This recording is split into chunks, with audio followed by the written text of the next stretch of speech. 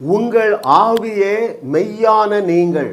நான் திரும்பவும் அதை சொல்லுகிறேன். இதை கேட்கிற அருமையான தேவர்களே, உங்கள் ஆவியே மெய்யான நீங்களாக இருக்கிறீர்கள். அப்போ மனிதன் 3 பகுதிகளாக இருக்கிறான். பலமுறை சொல்லி இருக்கிறோம். தெசலோனிக்கர் சொல்றார் பாருங்க, ஆவி மனிதன், ஆத்துமா மனிதன், சரீர மனிதன். ஆவியான தேவன் உங்கள் ஆவி மனிதனைத்தான் பார்க்கிறார். அதிலே தான் ரோமர் 8:30 நடந்திருக்கிறது.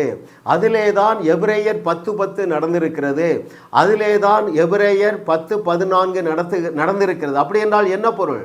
உங்கள் ஆவி மனிதனிலே நீங்கள் நீதிமான்கள் ஆக்கப்பட்டு you have been perfectly perfected.